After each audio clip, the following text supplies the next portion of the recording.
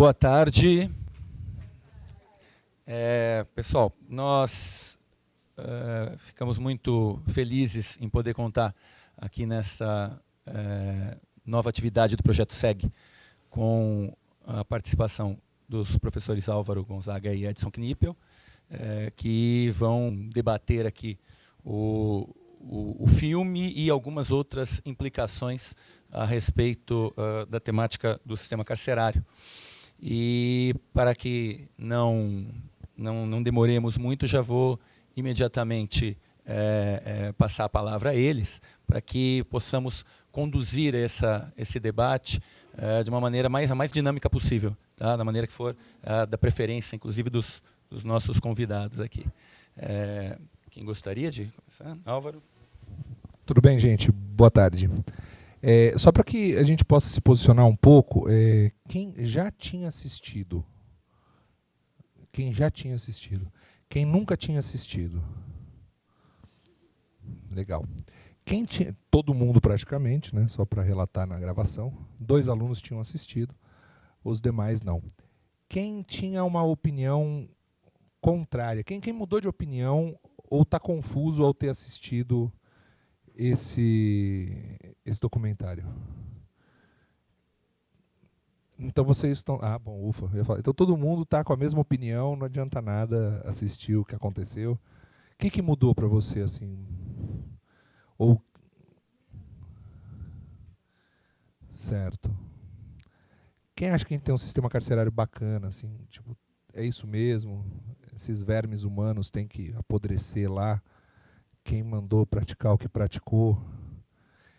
Ou acredita que o sistema carcerário está certo, porque, afinal de contas, o sujeito tem uma vida subhumana, daí ele precisa ir para um sistema mais subhumano ainda, para dar valor à indignidade que ele tinha fora do sistema carcerário. Também existe isso, né? Muitos de vocês vão trabalhar em diversos veículos de comunicação, de várias maneiras, né? Uns vão reportar aquilo que vem, outros vão traduzir de forma imagética aquilo que está acontecendo, mas cada um com o seu olhar, com o seu prisma, né? E como que você percebe isso? A ética, ela depende da ótica, né? Qual é a ótica que você vai ter? Ou qual é a ótica do seu empregador? Porque a ótica do seu empregador vai determinar a ética que você vai seguir, né? E, ultimamente, qual é a ética que se caminha? Uma ética de cada vez mais intolerância, cada vez mais separação, engrupamento das pessoas e por simplificação de debates. Então, se você for ver hoje, a gente não tem mais sujeitos, a gente tem cada vez mais indivíduos. Vou fazer um referencial teórico aqui de filosofia do estado contemporâneo que a gente vive. Aí eu franquei a palavra para o Knipel e a gente vai fazendo de forma dialogando, né? Eu e o Knipel, a gente é amigo, irmão de longa data, então é muito tranquilo isso. Tem um sujeito chamado George Agamben, que é um teórico, filósofo, né, chamado pós-moderno ou pós-contemporâneo, seja lá o que for, que diz que há uma mudança histórica em 11 de setembro de 2001, com a queda das Torres Gêmeas. Uma mudança histórica que a gente passa para a pós-modernidade, e a marca da pós-modernidade não é a razão, não é a ciência, não é Deus, não é nada disso. É sim o estado de exceção. A gente vive num estado de excepcionalidade, um estado de exceção. O que é o estado de exceção?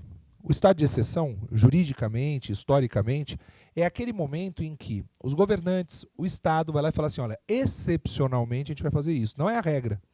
Então vai ter uma guerra, não é regra ter guerra num país, certo? Ou pelo menos um país não se funda pensando viver em guerra. Aí fala, olha, excepcionalmente a gente vai fazer isso. Em nome do quê? Em nome de determinadas questões. Garantir aqui a nossa soberania, garantir o nosso bem-estar, garantir algumas coisas. E isso foi feito. A Alemanha nazista, ela criou um estado de exceção. Excepcionalidades que permitiam praticar os atos mais bárbaros possíveis. Tem um teórico chamado Carl Schmitt, né, que teorizou, na verdade, ele deu toda a roupagem política e jurídica para a construção da Alemanha nazista. E, na verdade, não existia um dispositivo legal, uma norma que falava, artigo 1º, é permitido matar judeu. Artigo 2º. Se for matar judeu, mate judeu desta forma. Não. Existia um dispositivo que falava sobre os campos de concentração. E isso é o que se chama dentro e fora do sistema jurídico. Por quê? Porque dentro de um território, eu tenho um espaço territorial em que se diz não existirem normas. Se diz, nos campos de concentração, as normas vigentes não se aplicam. Se aplica qual norma? A norma de quem estiver ali, dentro. Quem é o mais forte? Alguém judeu, nu, encalacrado numa parede, ou um sujeito forte, armado, vestido, sem nenhuma cena de humilhação contra ele. Me parece que as pessoas ali se vergavam à vontade daqueles que prendiam os judeus ali. E tudo era permitido. Tudo era permitido. Ao tudo ser permitido, matava-se judeu, torturava-se, etc, etc, etc.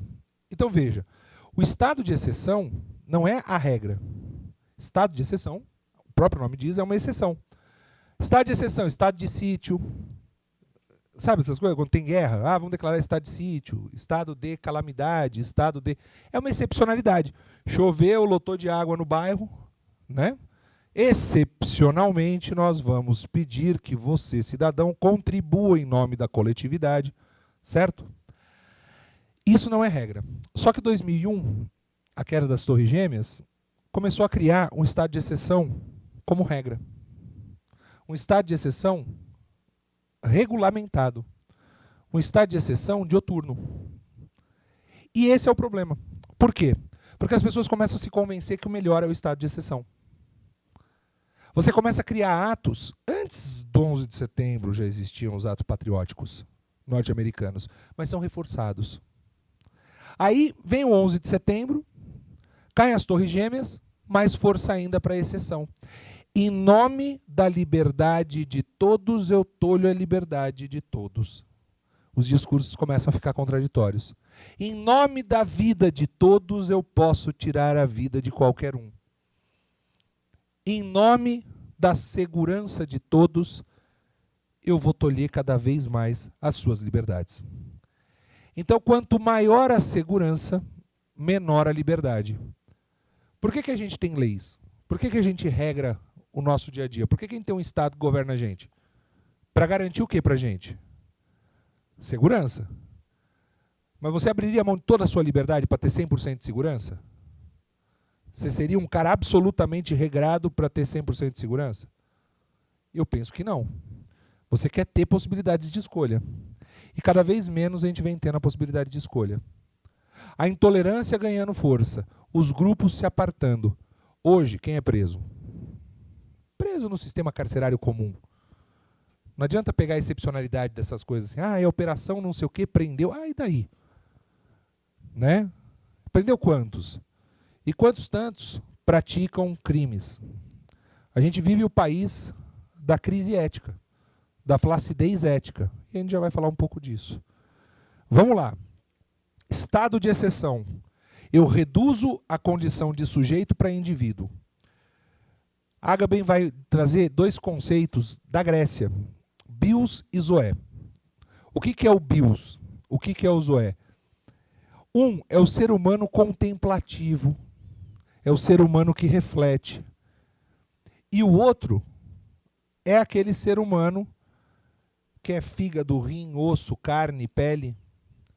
O que interessa mais? Interessa mais a reflexão ou como cada um deve ser regrado? A pele, o osso, a carne, o rim, o coração. Já tá escolhido. Não queremos mais pessoas que reflitam. Não queremos mais pessoas diferentes. Queremos pessoas iguais. E por isso, a gente reduz a condição reflexiva das pessoas a standards, a opiniões basilares de ódio, de intolerância, e enjaula essas pessoas nas suas opiniões. Talvez o que a gente tenha de mais contemporâneo é o que existe na política brasileira, em que argumentos irracionais dos dois lados, ou argumentos bem fracos dos dois lados, debatem entre si.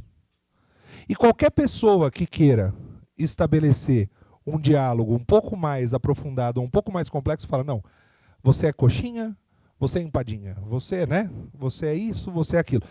Você não pode fugir dos padrões. Fugir dos padrões significa ou é sim ou é não, ou é alto ou é baixo, ou é gordo ou é magro. A gente passa por simplificações, por reduções de complexidade e transforma tudo em osso, carne, coração, rim, pulmão. Ao invés de a gente discutir se a pessoa tem a liberdade de poder refletir qual religião seguir, a gente chama de liberdade religiosa, mas chama de seita determinadas religiões. Ao invés de a gente debater a sério isso, que é a capacidade reflexiva da fé da pessoa, a gente faz o quê? Começa a discutir outras coisas. A gente começa a discutir o quê? Se pode ou não fazer transplante de determinado órgão, se pode ou não o sujeito feto-anencefálico. A gente fica discutindo a vida dos outros. A gente diz que o outro tem que viver. Eutanásia. O Estado obriga hoje você a viver. O cara tá o pó da rabiola, tá com o pé na cova, fala assim, eu quero morrer. Não, tu vai viver. Não, mas eu não quero fazer esse tratamento. Vem 84 pessoas e falam, você tem que fazer esse tratamento, você tem que fazer esse tratamento, você tem que fazer esse tratamento. E do outro lado, no fim, quem move tudo isso é a economia, né? O plano de saúde fala, não, é melhor aprender a morrer e tal, porque o cara não quer pagar esse tratamento, que às vezes é muito caro. Mas e aí? Quem efetivamente tem uma resposta um pouco mais ampla, complexa e reflexiva? O que eu estou querendo dizer com tudo isso? A gente está passando por uma regra de excepcionalidade. Hoje a exceção é regra. Hoje a gente reduz as pessoas, começa a entrincheirá-las, cada um está numa trincheira, né? Então você é o ideólogo da direita, você é o ideólogo da esquerda. Você é a favor disso, você é contra aquilo. E parece que as coisas são simples, com um sim ou um não. Né? Então, o sistema carcerário. O sistema carcerário é bom ou é ruim? Me parece que de plano você já fala, é ruim, é péssimo. Mas eu penso que deve existir outra pergunta. Será que é prender a pessoa que vai resolver? Alguns números. Crimes de baixo potencial ofensivo. 85% crime de baixo potencial ofensivo é aquele que vocês ouvem nas rádios e na TV, como o crime da cesta básica. Cometi um crime, vou lá, pago uma cesta básica e sou solto. Esses crimes de baixo potencial ofensivo, o índice de reincidência é de 15%. Portanto, 85% não reincide. Crime de alto potencial ofensivo, que você tem pena privativa de liberdade, você prende o caboclo. Qual é o índice de reincidência? 85%. 15% só não reincide. E esses 15%, normalmente, são pessoas que encontraram o quê? A possibilidade de não delinquir novamente atrás da palavra de Deus. Não me parece que é o Estado que recupera essa pessoa. Bom, se 85% crime de baixo potencial ofensivo não reincide e 85% reincide em crime de alto potencial ofensivo, vai vir aquela pessoa falar o quê? Mas veja, são crimes diferentes. O de baixo potencial ofensivo é um crime muito mais simples do que o outro. É a mesma pessoa que usa aquele argumento. Mas as drogas é assim, né? Você começa usando maconha, depois você vai para cocaína, depois você ouve Luan Santana, não é isso? Você vai piorando as drogas que você consome. Ai, professor, eu gosto dele. Tá bom, beleza, parabéns para você. Mas as drogas, elas têm uma escala, não tem? E para a pena privativa de liberdade? E para a pena privativa de liberdade?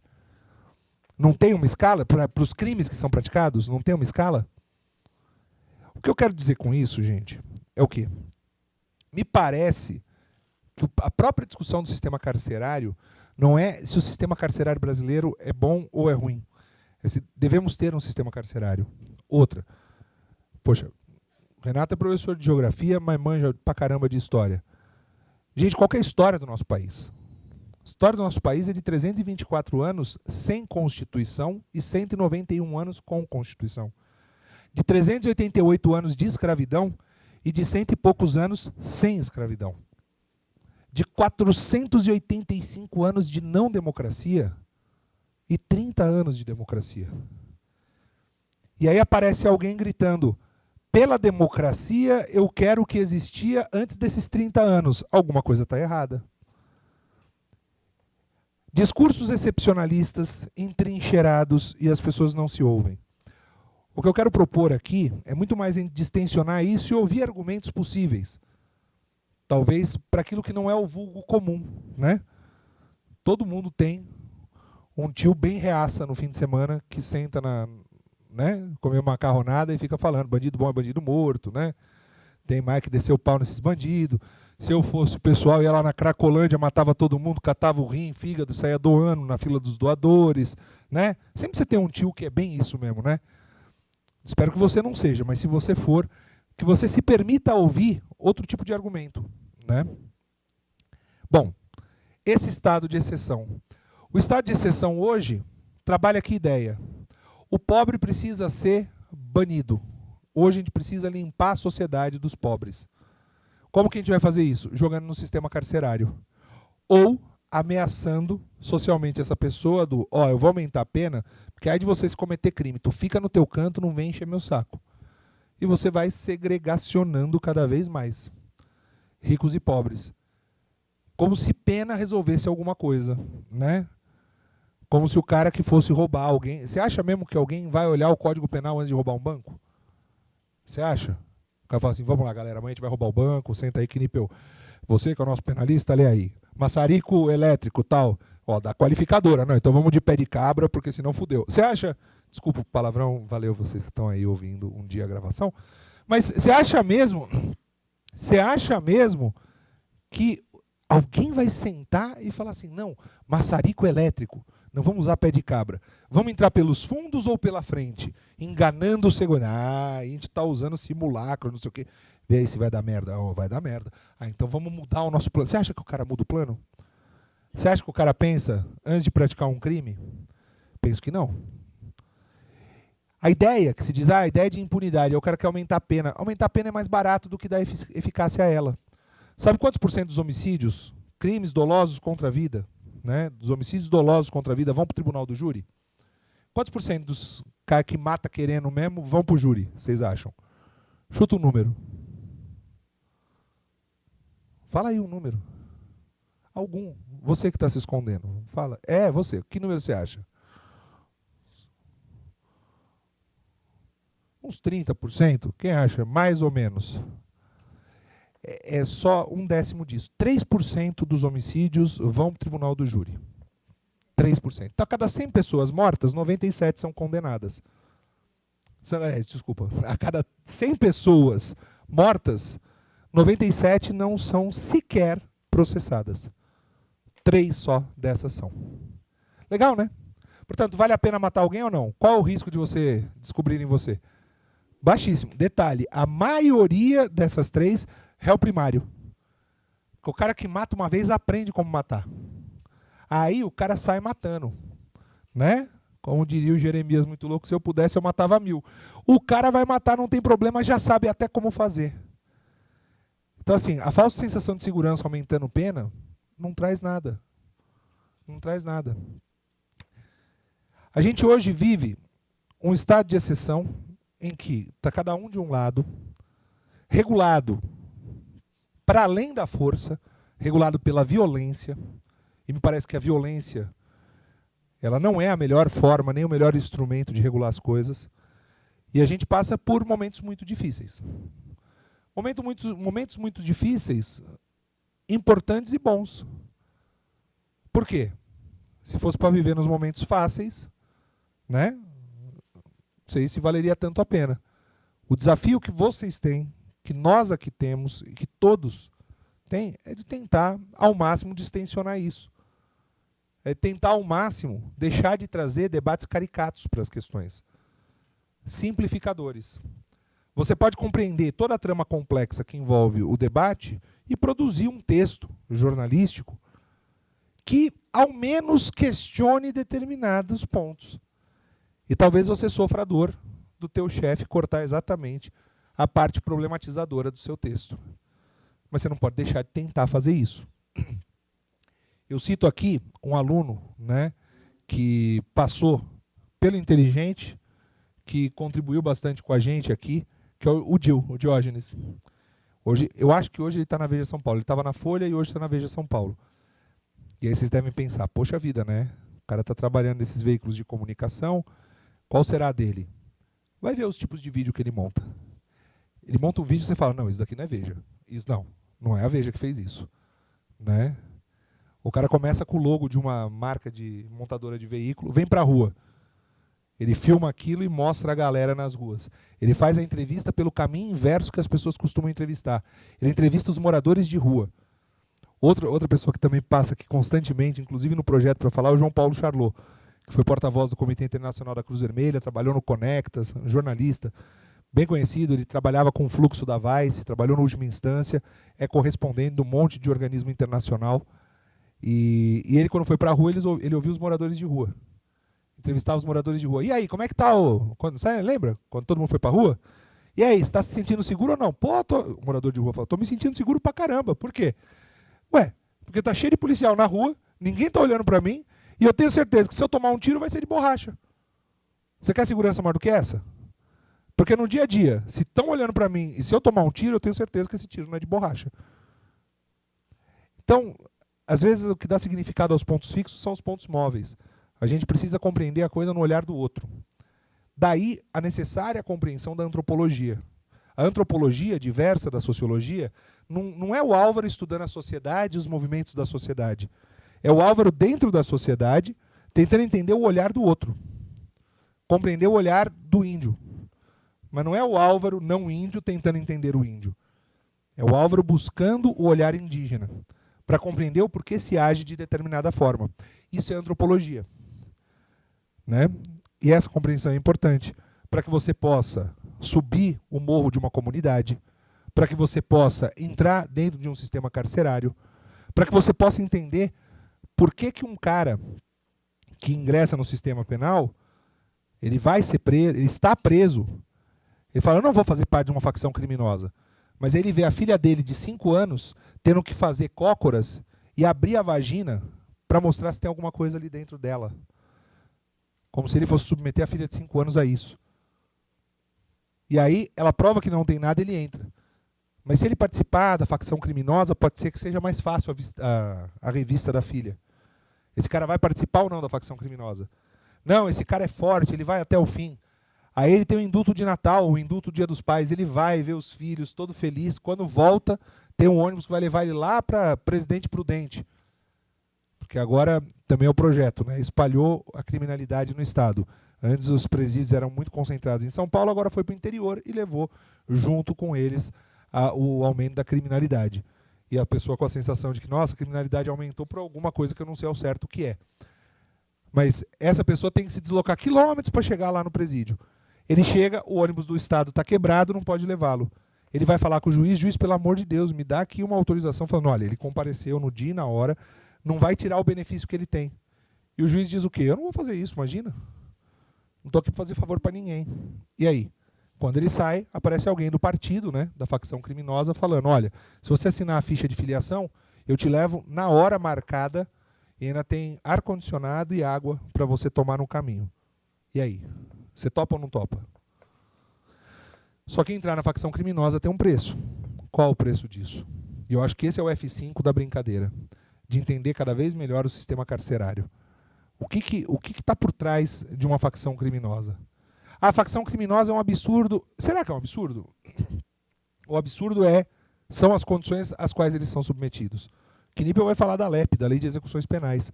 Você tem que ter 6 metros quadrados na cela para cada detento. 6 metros quadrados. Você acha que tem? Não tem. Tem que ter banho digno. Você acha que tem? Não tem. E por aí vai. E por aí vai.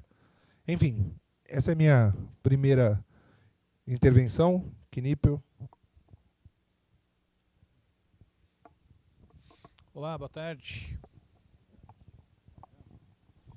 Bom, deixa eu conversar um pouquinho com vocês sobre alguns aspectos, retomando um pouquinho o que o Álvaro disse no decorrer da fala, mas tentar amarrar com a parte mais do direito, com a parte penal, para a gente poder seguir em frente. Deixa eu te perguntar uma coisa, na tua visão, sempre teve prisão no mundo? Sempre teve prisão no mundo? Na tua cabeça é algo recente ou é algo mais distante? Como é que você vê isso? Qual que era a pena que tinha, que sempre foi a pena principal até pouco tempo atrás? Você sabe falar? Principal pena, pessoal, na história da humanidade era a pena de morte. Principal pena na história da humanidade, se você for pensar na antiguidade, Idade Média, a Idade Moderna, você tem um ciclo de pena de morte durante muito tempo. Nesse período que a pena de morte era a pena principal, você tinha prisão, mas não como pena. Na verdade, eu prendia as pessoas para que depois elas fossem colocadas à disposição da pena de morte. Principalmente se você for pensar em Idade Média e Idade Moderna mais à frente. Então, a pena de prisão, a prisão como pena, como você tem hoje, como você assistiu no filme, ela não é algo antigo, é algo recente, é século XIX. Lá, por volta dos anos 1800, é que você começa a ter uma pena de prisão. Então, é algo novo. O que você tinha por volta dos anos 1500, 1600, 1700? Você tinha o absolutismo como regime político na época. Nesse absolutismo, você tinha um arbítrio muito grande em relação à pena. Então, se você parar a pensar aqui no Brasil, o que você pensava enquanto realidade na época? Ordenações filipinas. O Brasil era colônia de Portugal. Até 1830, você aplicou ordenações filipinas aqui no Brasil. Qual que era a pena principal que tinha? Pena de morte. Pena de morte era a pena principal. Para quase tudo, pena de morte. Dá alguns exemplos para você pensar. Você tinha crime de sodomia na época das ordenações filipinas. Praticar sexo anal, punido com pena de morte. Você tinha crime de adultério. Hoje não existe mais o crime de adultério, já tem uns 10 anos. O adultério, qual que era a pena? Pena de morte. Você tinha alguns crimes que não eram punidos como pena de morte, mas eram crimes muito brandos. Então, por exemplo, você tinha lá as mexeriqueiras, fazer fofoca. Você tinha isso como crime. E você tinha uma pena que não era pena de morte, mas era uma pena mais leve. Mas olha o que não era pena de morte. Coisa leve, coisa banal, coisa que você tem sem a necessidade da pena capital aos olhos de quem produziu as ordenações filipinas. Essa realidade começa a mudar com a Revolução Francesa, 1789, começa a mudar com a revolta contra esse Estado absolutista, e aí se impõe a necessidade de mudar a pena. Sai a pena de morte como pena principal e passa a existir o quê? Pena de prisão, a pena que você viu. Então, toda vez que você pensar em pena de prisão, não imagina algo antigo, é algo recente. A primeira vez que se falou em prisão como pena foi na justiça eclesiástica, Idade Média. A igreja foi a primeira a pensar na pena como instrumento de punição. Mas na justiça comum, sem ser a justiça do clero, você tem algo extremamente recente, é século XIX. Em pouquíssimo tempo, então se você pensar dos anos 1800 até hoje, 2015, são só 215 anos, o que do ponto de vista histórico não é absolutamente nada. Você tem 215 anos da pena privativa de liberdade se estruturando como pena principal. Você tem um momento de profunda crise em relação à pena de prisão. Não só no Brasil, no mundo inteiro. O mundo inteiro passa a pensar, e agora? Tudo bem, trocou-se a pena de morte pela pena privativa de liberdade, mas agora essa pena privativa de liberdade, que é a pena de prisão, ela está em crise. A gente começa a pensar em novos modelos. Qual que é o novo modelo que se pensa? Pena alternativa. Então você já começa a pensar hoje na pena alternativa. O que é pena alternativa? Por exemplo, prestar serviço à comunidade. Ao invés de manter o camarada preso, você obriga que ele preste serviços à comunidade. Talvez dentre as penas alternativas, a prestação de serviço à comunidade seja aquela mais pedagógica, que você tenha, talvez a mais eficaz, dentre as penas brasileiras. Que as outras, na verdade, é pagamento de multa, vai ser perda dos bens, interdição temporária de direitos. Então a pessoa não pode exercer a profissão, por exemplo, ou limita fim de semana, a pessoa fica 5 horas, sábado e domingo lá, assistindo palestra. Então o que você vai ter?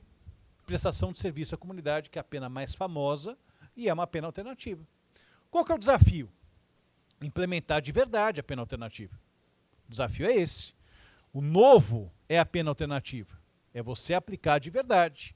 Como assim aplicar de verdade? Fazer com que ele cumpra mesmo a pena alternativa. Fiscalização, ver se de fato ele está prestando serviço à comunidade. Esse é o novo caminho.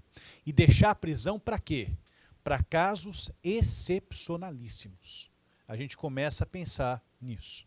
Talvez eu não veja esse futuro, talvez você não veja esse futuro, daqui a uns 100 anos a gente consegue, talvez, chegar lá de você implementar de verdade isso.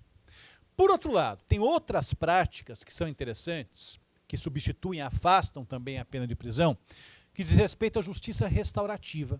Não sei se você conseguiu já verificar isso, conseguiu alguma informação a respeito disso. O que é a justiça restaurativa? Não tem punição, tem diálogo. Então, você não vai punir alguém, você vai ter uma situação que você consegue resolver o conflito por meio do diálogo. Então, mediação, você consegue conversar, a pessoa consegue ver o mal que ela fez, a vítima também percebe o que ela pode fazer, cada um cede e você consegue chegar num ponto em comum. Justiça restaurativa no Brasil engatinhando, muito frágil ainda, mais em escolas, envolvendo criança e adolescente. Então aqui você tem esse ponto para você pensar também como futuro. Talvez a gente não veja isso, mas talvez seja algo para o futuro aqui no Brasil. Porque o presente é bastante sombrio. Você, nas faculdades de Direito, nos livros, se fala na pena alternativa, só que o legislador não está muito afim de aplicar a pena alternativa, não. O legislador quer mais é prisão, ele quer mais é pena. Então aqui você tem algo que se joga para a sociedade, porque a sociedade, o leigo, ele quer mais é que a pessoa fique encarcerada, quer mais é que a pessoa fique presa. Então o legislador trabalha na mesma medida, uma vez que essa sociedade também é influenciada por veículos de comunicação. Daqui a pouquinho eu falo a respeito disso com você. Então o presente que nós temos é muito sombrio em relação ao direito penal. Uma outra coisa que eu queria conversar com você. Para que serve a pena? Quem que arrisca dizer para que serve a pena? Vocês assistiram no documentário sobre pena, para que serve isso? Vamos colocar assim, para que se deveria servir a pena? Quais são os fins, quais são as finalidades, quais são os objetivos que cercam a pena? É castigo? Pena tem que ser vista como medida de castigo? Eu vou castigar alguém porque praticou crime? É isso ou não?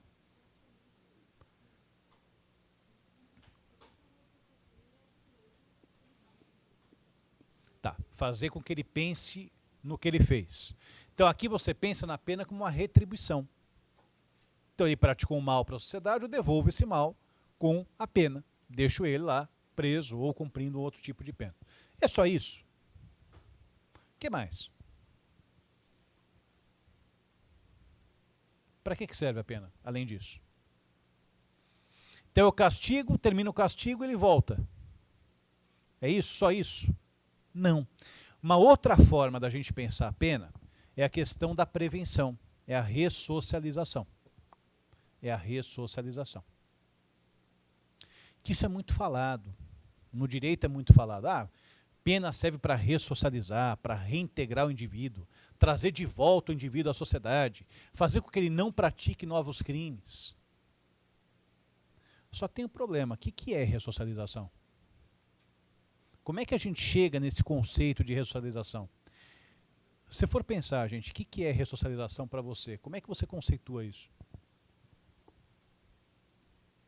Toma cuidado com o seguinte, quando você fala em ressocialização, você precisa tomar cuidado. Se a ideia for evitar que a pessoa pratique novos crimes, ok. E na minha visão, para por aí. Eu tenho um pensamento mínimo de ressocialização. O resto é com ele. Se ele quer ler a Bíblia, se ele não quer ler a Bíblia, se ele quer assistir o pastor falando, o padre falando, ou um terreiro de umbanda que tenha lá dentro do presídio, Carandiru tinha, né? Esse é o problema dele, eu não vou forçar ele a tomar uma atitude, né? Se ele quer trabalhar, se ele não quer trabalhar, no que ele quer trabalhar, que tipo de livro que ele vai ler, que tipo de música que ele vai ler. Porque é o seguinte, se você levar ao lado extremo a ressocialização, você tem um perigo muito grande de invadir a intimidade, a privacidade daquela pessoa, o livre-arbítrio. Então, ressocialização, essa ideia de prevenção é fazer com que a pessoa deixe de praticar crime. O resto é com ela. O resto, ela faz o que tem que fazer em relação a isso. Tá? Assistiram Laranja Mecânica? Conceito máximo de ressocialização passa por ali. Conceito máximo de ressocialização passa por ali. Conceito mínimo trabalha com a ideia de que você tem ali a situação de fazer com que aquela pessoa não pratique crime. Só que ainda assim, ainda adotando o conceito mínimo, você passa a ter problemas na ressocialização. Que é o seguinte, como é que eu vou ressocializar alguém que não foi socializado? Como é que eu vou trazer de volta alguém para a sociedade que nunca esteve na sociedade? Será que a prisão é a forma que você faz isso? Será que a prisão é o modo que você trabalha isso?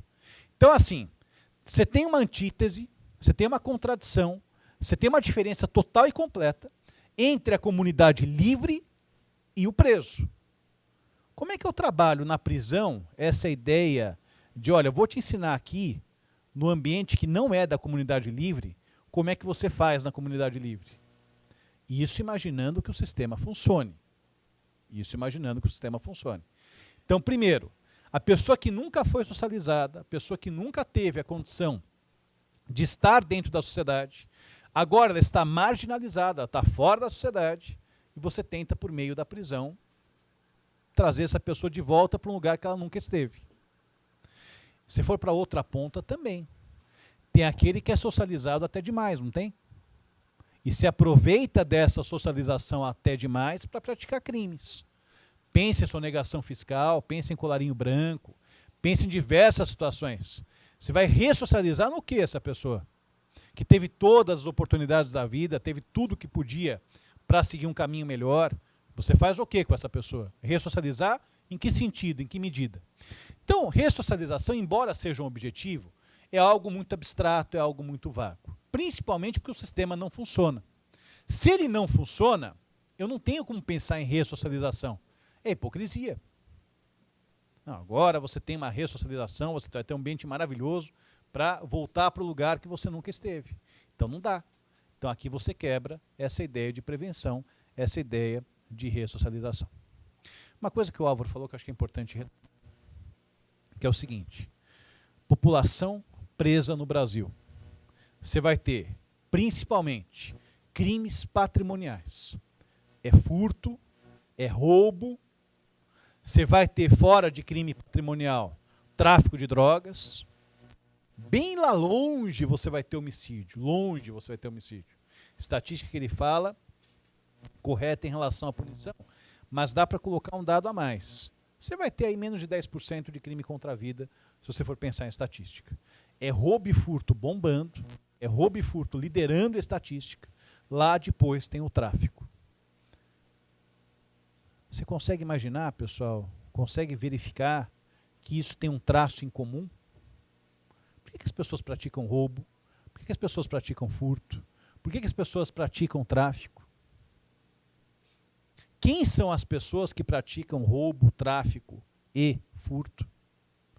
Você tem, na verdade, o direito penal como um instrumento selecionador da sociedade. Um instrumento de seleção.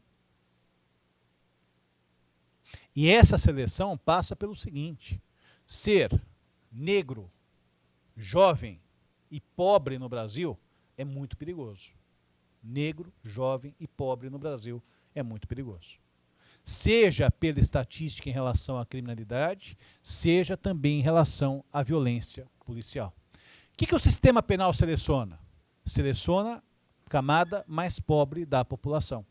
Seleciona a camada que não tem tantas condições assim de viver. Seleciona a camada que você vai ter uma ideia de pobreza maior. Vai verificar a estatística da população carcerária, para você ver se não bate essas três categorias, negro, pobre e jovem, entre 18 e 25 anos. Você vai ter essa questão. E é a pessoa que também sofre mais violência policial. É a pessoa que também sofre mais violência policial. Você teve aquela ideia lá no Rio de Janeiro, em relação às pessoas que eram impedidas, os jovens que eram impedidos de descer o morro. Não é isso? Isso é um verdadeiro absurdo. A pessoa não está praticando crime. Ela não está aportando nada para praticar crime. Eu não posso tolher a liberdade da pessoa descer o morro. No Rio de Janeiro tem um traço histórico para você pensar aí também, né? começo do século passado, você teve lá no Rio de Janeiro o chamado bota abaixo. O que foi o bota abaixo? População pobre foi retirada do centro para que o Rio tivesse uma, entre aspas, modernização, tivesse um embelezamento, né? Era a capital do país que estava nascendo naquela época. Então, bota abaixo. Todos os pobres que moravam ali embaixo tiveram que sair. Fizeram o quê? Passaram a ocupar os morros. Passaram a ocupar os morros. Por que tem tanta comunidade em morro no Rio de Janeiro? Porque as pessoas estavam lá embaixo. Elas foram expulsas. Elas tiveram que sair para algum lugar. Acharam o morro, subiram e ficaram lá no morro. Agora você tem o bota acima, né? A pessoa não pode descer. A pessoa tem que ficar no morro. Então agora eu já te expulsei lá de baixo. Amigo, você não desce mais, fica aí. Então agora você tem essa ideia que é do século passado. Então, falar de criminalização da pobreza é algo importante. Direito penal seletivo, direito penal que marginaliza, direito penal que está mais preocupado com o bolso, com o patrimônio, em proteger o patrimônio, do que proteger as pessoas. Todo mundo aqui é jovem, não vai lembrar, vou ter que dar uma contextualizada, mas vale a pena. Já ouviu falar na lei dos crimes hediondos? Tá, o crime hediondo, gravíssimo. Aí você vai pensar na extorsão mediante sequestro, quando a pessoa é sequestrada para obter vantagem econômica. Você vai pensar no tráfico de drogas. Você vai pensar no latrocínio, quando se rouba para matar, ou quando se rouba e depois se mata a pessoa. São crimes graves. E um outro crime grave, que é crime hediondo, é chamado homicídio qualificado. A lei dos crimes hediondos surgiu em 90. A lei dos crimes hediondos surgiu em 90. Em 90 o Brasil decidiu que era necessário criar uma lei mais rígida. Por que em 90? Porque em 89, 88, 87, alguns empresários muito famosos desse país foram sequestrados. Abílio Diniz, Roberto Medina. Isso impulsionou a criação de uma lei. Precisa acabar com o sequestro. Nesse barco foram os crimes hediondos. Legal. Você acredita que em 90, quando a lei foi criada, o homicídio não era considerado crime hediondo? Mas o latrocínio, crime patrimonial, era. A extorsão mediante sequestro, crime patrimonial, era. A extorsão qualificada pela morte, crime patrimonial, era também. Mas o homicídio, simplesmente matar, desvinculado do patrimônio, você não tinha nada de crime hediondo naquela época. Sabe quando que o homicídio passou a ser crime hediondo? Em 94. 4 anos o legislador demorou para incluir homicídio qualificado nos crimes hediondos. Você sabe por quê? Porque em 92 morreu a filha de uma novelista famosa da Globo. Morreu a Daniela Pérez, filha da Glória Pérez. E aí se fez um movimento liderado pela Glória Pérez que era necessário incluir o homicídio qualificado nos crimes hediondos. Talvez, se não morresse a Daniela Pérez, você ficasse um bom tempo sem ter o homicídio. Pensa o seguinte, vida e patrimônio, o que é mais importante? O que é mais importante, gente? Vida ou patrimônio? Vida. Para o legislador, não. Para o legislador, mais importante é proteger o patrimônio. Isso não é uma manifestação de direito penal seletivo, marginalizador, uma criminalização da pobreza? Não tem a ver? Poxa, se eu estou protegendo o patrimônio, eu estou protegendo de quem? Para quê? Então aqui eu tenho um caminho que tem essa questão. Um outro dado que o Álvaro falou, vou comentar com vocês também. Partido, PCC. Na tua ideia, pessoal, antes do PCC, tinha mais violência ou menos violência no presídio?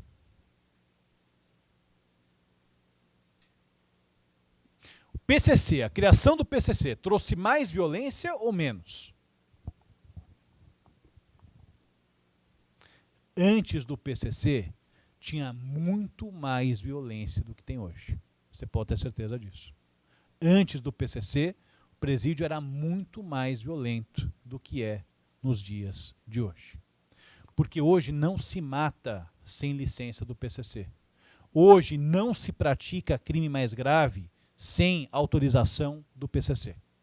Hoje somente se mata se o PCC autorizar.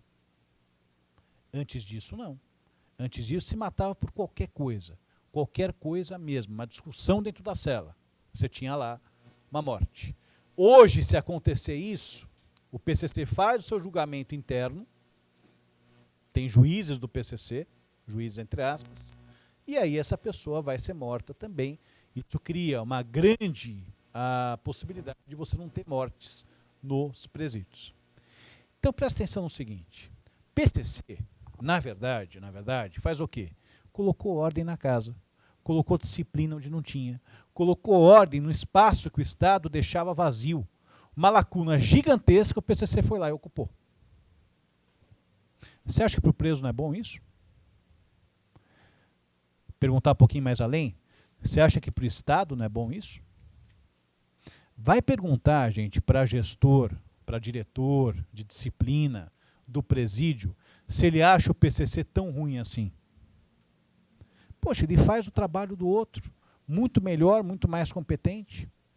Só tem um detalhe, o custo disso é muito alto, o ônus disso é muito alto. É algo extremamente prejudicial por conta do preço que se paga e também por ocupar um lugar do Estado em relação à disciplina que deveria ser do Estado. O Estado deveria ter condição de fazer isso. Tá? Só que hoje você não tira mais o PCC dos presídios paulistas. Você pode ter certeza disso. Ah, mas está mais calmo. Está mais calmo porque seguem rigorosamente as reivindicações do PCC. Experimenta contrariar. Experimenta tirar. Experimenta transferir um preso que o PCC não quer para um lugar que o PCC não quer. Experimenta fazer isso. Na linguagem do preso, o presídio vira no dia seguinte. Tem um salve lá, tudo aquilo, o presídio vira no dia seguinte. Então, o PCC acabou trazendo disciplina, acabou trazendo ordem. E você tem os soldados do PCC. Possível o preso hoje, em presídio do PCC, de alguma forma não conseguir, na verdade não conseguir não, a pessoa não entrar de alguma forma no partido. Qualquer favor, leia-se por favor, o Álvaro disse, presídios cada vez mais afastados. Tem que chegar lá, não tem? Quem carrega? Quem transporta? PCC. Vai fretar ônibus para a família sair daqui de São Paulo e lá em Pracinha, uns 500 quilômetros mais ou menos. E se a família não tem condição de sair daqui de São Paulo e ir lá para Pracinha, PCC paga, PCC banca. Você acha que para a família ela não fica agradecida? Você acha que para ela não está ótimo do jeito que está? Então assim, cuidado na hora de você pensar em relação ao PCC. Não estou elogiando, mas a questão é a seguinte, é extremamente prejudicial, porém ocupou uma lacuna importante que o Estado não atuava, deixava a deriva, deixava sem controle nenhum, PCC foi lá e botou ordem, PCC foi lá e botou controle. Alguém tinha levantado a mão? Desculpa. Se alguém fez menção de levantar a mão, não?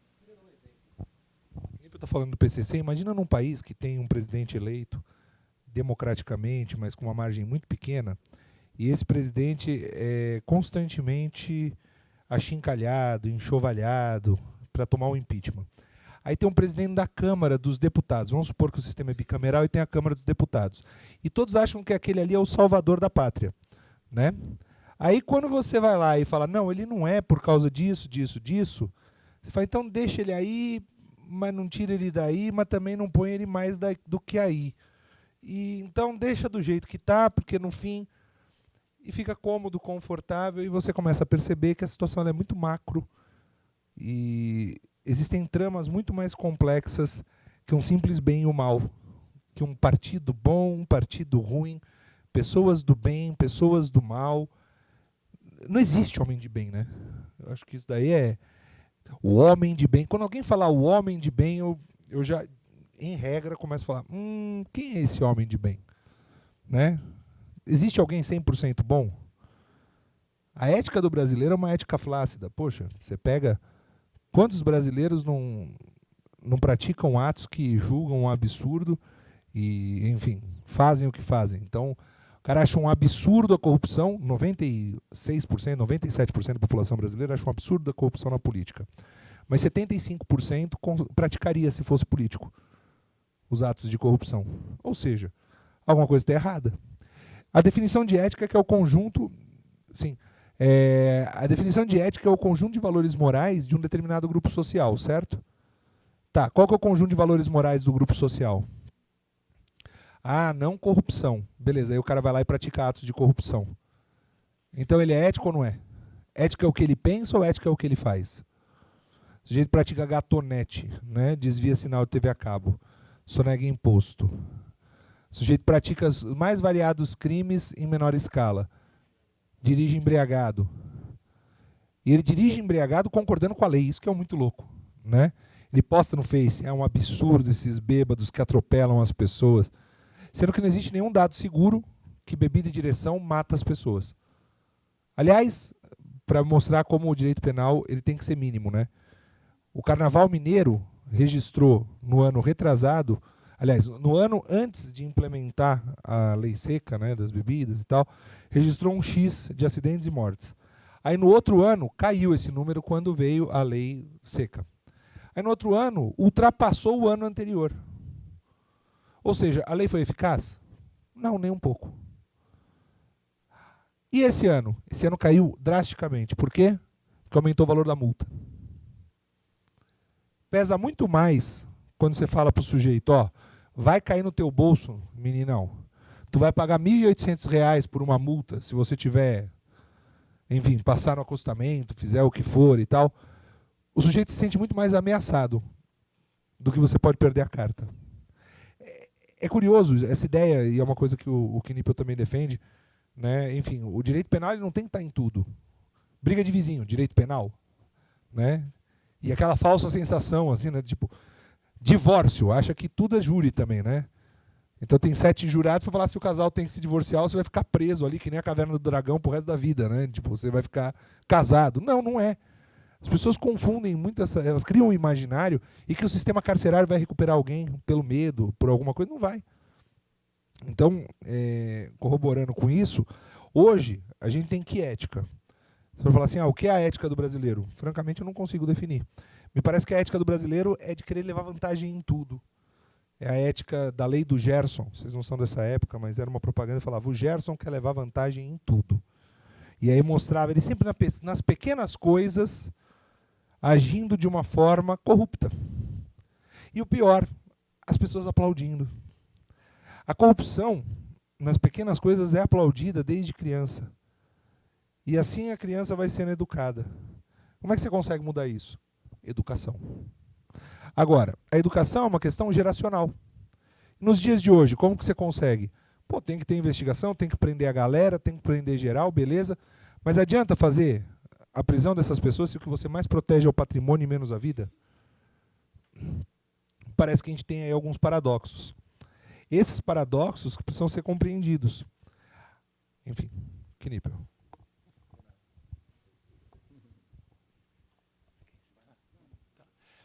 Bom, pessoal, nós vamos abrir agora para que vocês possam se manifestar, né? Fazer colocações, fazer perguntas, para que tanto o Knipel quanto o Álvaro possam responder. Tá? Certo. Então, vamos lá. Quem que gostaria de começar? Teria alguma questão? Lorena, só um segundo, que eu acho que a gente passa para... Acho que é mais fácil levar o micro. Não? Para poder captar aqui, tá?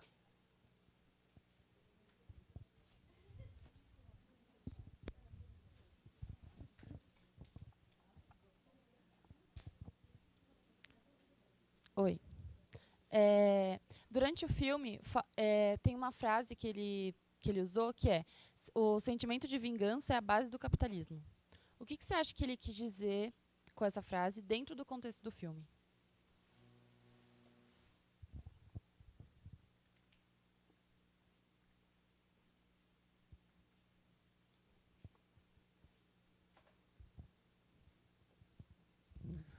Eu vou expandir isso, tá? Qual que é a lógica do capitalismo? Ganhar a qualquer custo, certo? Ganhar a qualquer custo. Qual é a lógica da democracia? Ganhar se você tiver todos os elementos para poder ganhar. E se você tiver que perder para soltar um inocente, que você solte o inocente. Há um princípio no direito penal que se chama indúbio pro réu. Está na dúvida? Vai a favor do réu. Então, eu tenho todos os indícios que me levam a crer que ele praticou o crime, mas eu consigo provar que ele praticou o crime? Não. Então, eu não posso condenar essa pessoa. Eu tenho todas as provas que mostram que ele praticou o crime. Bom, vou lá e condeno a pessoa. Mas fiquei na dúvida, eu vou a favor do réu. Ir a favor do réu é absolver aquela pessoa. Certo? Muito bem. O capitalismo tem uma outra lógica. Qual que é a lógica do capitalismo? Ganhar a qualquer custo. Então você escuta pessoas falando, dentro de determinados processos, sim. A gente não pode perder a oportunidade, a ideia de perder e ganhar. Perder e ganhar. A gente não pode perder a oportunidade de condenar essa pessoa, mesmo que seja por um crime que ela não cometeu. Porque essa pessoa é um bandido. Peraí, o cara é o juiz de si mesmo, diz que aquele é um bandido, não quer perder a oportunidade, ou seja, está aplicando uma lógica capitalista e quer se vingar daquela pessoa. Essa é a lógica da vingança. Então veja só, a gente vive num Estado social democrático de direito. Então, um Estado social democrático. E não um Estado social capitalista. O elemento econômico não entra na classificação do modelo de Estado que a gente vive. Até porque o modelo de Estado que a gente vive é social, não é capital. Se você pegar a Constituição Portuguesa, no seu preâmbulo, fala que é uma sociedade socialista. Um Estado socialista, declaradamente. Nosso Estado brasileiro fala um Estado social. Em momento algum fala, baseado no pensamento capitalista, promulgamos a Constituição Federal de 1988. Não fala em momento algum. Então, a lógica do capitalismo é a lógica, efetivamente, da vingança. E também da diferenciação. Ela é opressora, naturalmente opressora, divide as pessoas em grupos e te dá a falsa sensação de que você participa. Tem um teórico moderno, ele não se denomina pós-moderno nem pós-contemporâneo, chamado Zygmunt Bauman. Ele fala que a sociedade é líquida. O Bauman vai falar que é tudo líquido. As relações, os amores. E todas essas relações nos levam ao modelo de consumo que nós temos hoje. Somos iguais porque podemos consumir. Não importa se você pode consumir um carro popular e você um carro alemão, chique no último. Todos são iguais. Esse é o modelo de igualação, que é um equívoco, um engodo, uma mentira. É o próprio capitalismo querendo justificar as diferenças que existem entre as pessoas. Existem diferenças. É o modelo econômico capitalista que as coloca. E o modelo econômico capitalista não pode ser a baliza de um modelo político, de um modelo jurídico. Hoje nós passamos, no nosso país, por uma crise política que abala a crise econômica, que agrava uma crise econômica. A rigor, os elementos econômicos que nós temos não são suficientes para acreditar que o Brasil está no buraco, afundou, não sei o que lá. Mas a falta de perspectiva no campo político reverbera no campo econômico. E aí reduzem o Brasil à economia, né? Reduzem o Brasil à economia, quando também, peraí, me parece que não é isso. Só que tem um detalhe, se a economia não andar e der reflexo nos projetos sociais, aí você começa a ter um problema que abala o próprio Estado social. Essa é a questão. Então você começa a ver que tem um círculo vicioso, mas também um círculo entrelaçado, cheio de tramas. Então, respondendo à questão da vingança, o capitalismo, ele naturalmente estará a serviço da vingança nessa perspectiva. Professor, você está defendendo o comunismo, o socialismo? Não. Muito pelo contrário. Eu só estou defendendo o apartamento do modelo econômico do modelo penal. O apartamento do modelo econômico ao modelo político. As decisões políticas econômicas podem existir, mas a política tem que ter sua feição não delineada pelo capitalismo. Acho que é por aí. Só complementando o seguinte, qual crime que você imagina que é julgado com maior rigor aqui no estado de São Paulo? Qual crime que você acha que, nossa, caiu esse crime, esquece, já era? Qual que é? Vocês podem pensar, de repente, no tráfico, podem pensar no homicídio, podem pensar no estupro. É roubo. Roubo. Crime com mais mão pesada que você tem no estado de São Paulo é o crime de roubo. Se perguntar para o juiz por que ele é tão mão pesada com o crime de roubo, ele vai falar, poxa, mas chegou um dia lá um caso para mim, na minha vara, para decidir, para julgar. É o lugar que eu passo todo dia. Se eu não condenar, o camarada daqui a pouco me assalta. Então perceba, o juiz ele se vê mais vítima do quê? O juiz tem medo de ser estuprado? Não. O juiz tem medo de ser vítima do tráfico? Não. Tem medo de ser vítima de homicídio? Pode até ter um pouco de medo, mas do roubo ele tem medo todo dia, porque ele passa em lugares que podem fazer com que ele seja vítima de um crime de roubo. Então aí você pensa em vingança. O juiz não condena porque é aquela pessoa, tem prova. Às vezes sem prova, condena, porque eu passo lá todo dia. Então você tem a defesa do patrimônio, que aí tem tudo a ver com capitalismo, defesa do patrimônio. O direito penal brasileiro ele serve muito mais para proteger patrimônio do que qualquer outra coisa.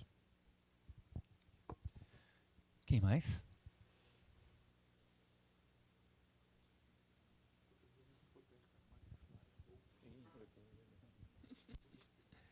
Vamos lá, pessoal. Próxima.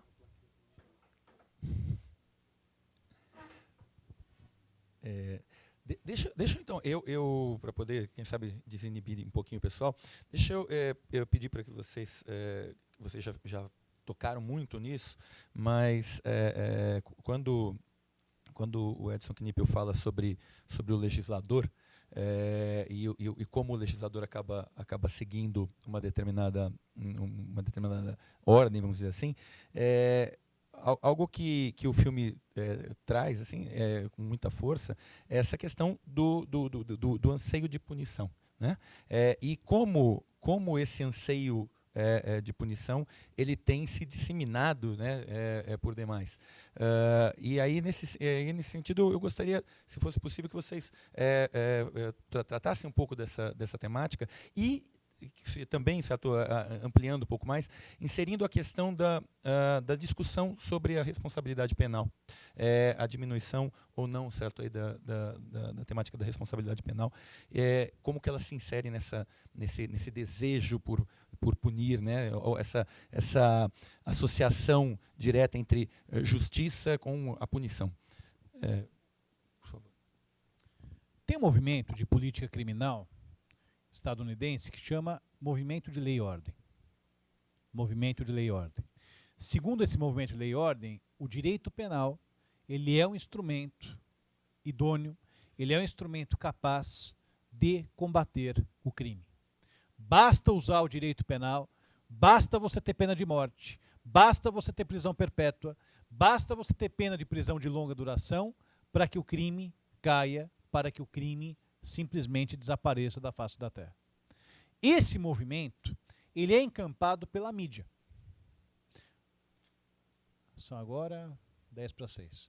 Se ligar na Bandeirantes, quem que está falando agora? Da Atena, não é isso? Se ligar na Record, quem está falando? Marcelo Rezende, não é isso? E está pouco hoje ainda, porque o Ratinho seguia uma linha policialesca no começo de carreira. Vocês são longe da época, mas tem o Alborguete. Talvez no YouTube, se você colocar o Alborguete, você vai saber do que eu estou falando, né? Você tinha uma linha sensacionalista que pregava isso. Tem que ir para a cadeia, tem que ficar preso, tem que morrer, tem que desaparecer. Então isso, a mídia acaba também comprando essa ideia de uma forma em geral. Vê no Jornal Nacional, não precisa nem ser tão caricato como o da Atena e o Marcelo Rezende, mas vai no Jornal Nacional, a entonação, como é passada a entonação quando a pessoa foi presa ou quando a pessoa foi solta. Pelo modo de falar, pela expressão facial, você começa a ver isso. Você, como telespectador do jornal, você recebe essas informações. Na cabeça da sociedade, o que é? Quanto mais preso ficar, melhor. Quanto mais encarcerado ficar, melhor. Se tiver pena de morte, melhor ainda, porque o sujeito não volta. Se tiver prisão perpétua, ele vai ficar preso o resto da vida. Vai apodrecer na cadeia. Então é essa visão que você tem, é essa visão que a sociedade compra. Principalmente em época de eleição. Você pode perceber, presta atenção, quando você tiver eleição para presidente, governador, deputado federal, deputado estadual. Dá uma pensada na próxima, que você vai ver que vai ter proposta de endurecimento do sistema penal, leis penais mais duras. Isso vende, isso dá voto. Ninguém chega lá e fala, olha, o meu modelo, a minha proposta é que nós diminuamos a pena de privativa de liberdade e agora tem a pena alternativa, de preferência sem sistema penal com justiça restaurativa. Os camaradas disserem isso no horário político, ele está acabado, não vai conseguir. Ele não vai conseguir voto nenhum. O que vende é dizer que, na verdade, você tem isso. Agora, redução da minoridade penal. Pelo filme que você assistiu, tem 1 milhão de argumentos para a gente falar, mas só para resumir e passar para o Álvaro também. Pelo filme que você assistiu, você acha que resolve alguma coisa? Então é isso. Você tem um sistema eficiente para você pensar em punição de jovens? Será que não seria muito melhor outros modelos? Eu volto a falar em justiça restaurativa, a pessoa se conscientizar do erro que fez e passar a viver de acordo com o que se espera, ou com o que a sociedade espera, com o que a lei dita. Muito mais eficaz do que isso. Claro que a ideia vai muito além de eficácia, né? Não é só isso. Mas, tomando o exemplo do filme, contextualizando com o filme que você assistiu, você passa por aí. Tá falando aqui com o Renato, né? Estados Unidos, China, Rússia e Brasil, né? A nossa é a 4ª maior população carcerária do mundo. Se você considerar os presos provisórios, parece que a gente vai para 3º, né? Yes, uma vitória, né? E a gente dobrou o número de presos nos últimos anos. Enfim, são números assustadores que mostram que aumentar a pena não resolve. Eu tenho uma visão um pouco radical com relação ao sistema carcerário, que a pena é privativa de liberdade, mas tolher a liberdade do sujeito poder escolher um político me deixa um pouco preocupado. Isso é uma problematização que eu faria a vocês, que é qual? Preso deve votar? Eu sou a favor do preso votar. As pessoas usam como argumento, mas aí eles vão escolher um bandido para ser deputado. Realmente é muito perigoso no Brasil. Imagina você ter um deputado que pratique crimes. Eu ficaria surpreso, né? Talvez só mudaria um pouco o tipo penal, né, que fosse praticado. Será que é essa preocupação? A população carcerária é a última a ser ouvida. Aí tem que investir em educação, mas não se investe em educação. Não se investe em educação. Olha o estado que a gente vive. É o estado em que o cara está preocupado porque fechou a Avenida Paulista, que nem faz em Copacabana. O pessoal fica andando. Pô, tu fecha uma avenida e fecha um monte de escola. O cara que teve a escola fechada não está nem aí, está preocupado em discutir da Avenida Paulista. Então, assim, a gente vive realmente uma esquizofrenia. Tem que investir em educação, não se investe. Tem que se investir em informação, não se investe. Investe-se no ensino e na informação. Ensino e educação são coisas muito distintas. Ensino é informação, né? Educação é formação. É capacidade de problematização, de reflexão, ligação de elementos. Estava comentando, ontem estava dando aula, que nível eu dou aula no Mackenzie, eu dou aula na PUC. Estava dando aula para minha turma no 1º ano de Teoria do Estado e Ciência Política, perguntei, já tiveram Platão? Já. Na outra aula de filosofia? Já. Por que eu vou ficar explicando de novo que vocês já tiveram na lousa? Eu vou ligar os elementos, eu vou problematizar a partir disso. Pronto. É um outro tipo de aula. Isso daí dá mais formação, menos informação. Mas às vezes o que falta é isso, né? Tem um jornalista que criou esses modelos regionais da Rede Globo, que é a salvação da Rede Globo, que são os jornais regionais, que chama Carlito Maia, né? Ele fala que em São Paulo, especificamente aqui na cidade em que a gente está fazendo esse nosso encontro, em São Paulo a gente não precisa de muita coisa, a gente só precisa um dos outros. A gente vai cada vez mais perdendo a nossa capacidade de sentir, de ter sensibilidade, de ouvir as pessoas, de, enfim, se conhecer. Reduzir a maioridade penal é um disparate ímpar. E eu vou pela contraposição, pela falta de tempo e falta de paciência também, né? Eu acho que assim, você pode discutir pela realidade, vai reduzir a maioridade penal, imagina, tal. Se reduzir a maioridade penal, já tem a maioridade eleitoral reduzida, naturalmente você vai reduzir a maioridade civil. Não faz sentido não reduzir. Portanto, o jovem de 16 anos vai poder dirigir. Portanto, o jovem de 16 anos vai poder ir para um motel. Portanto, aqueles pedófilos que vocês ficam falando, que nojento e tal, vão poder, desculpa usar o termo, mas é isso, comer as menininhas de 16. Prostituição infantil é de 16 para baixo agora. Então, é estúpido reduzir o discurso da redução da maioridade penal somente para crimes contra o patrimônio encampado por jovens de 16 a 18 anos. Não debater a questão da educação e permitir que a pedofilia, que o acesso a motel, que a prostituição infantil não seja mais vista a partir dos 16 anos, álcool, droga e tantas outras coisas poderem ser inseridas na realidade dos jovens. Então, assim, aquele tio, né, zoado que você tem na macarronada do fim de semana que fala da redução da maioridade penal, responde assim. Se você for mais totally crazy, você fala assim, ai tio, que bom, aí eu posso ir no motel se você tiver 16 anos, né? Ou então minha irmã mais nova vai poder ir no motel ano que vem, né? Fala isso. Ou sua filha, tio, vai poder ir pro motel e as amiguinhas dela vão poder se prostituir sem problema algum. Não vai mais ter pedofilia. Que bacana, né? Vamos fazer uma Twitchcam aí. Uhul. Aí você vai ver o tio soltando... Não, é diferente. Aí trava, né? O HD trava. Fica diferente. Tela azul. Erro fatal. Esse arquivo será desligado. Ele não sabe o que falar, né? Então, a questão está exatamente aí. Eu já vou sem paciência e no argumento que normalmente ninguém usa. Aí trava a cabeça da galera. Bom, pessoal, com isso a gente está colocando a termo aqui o nosso encontro. Tá? Mais uma vez, agradecer ao Álvaro, agradecer ao Edson, tá? por esse enriquecimento aqui da nossa aula. Aqui, tá bom? Muito obrigado.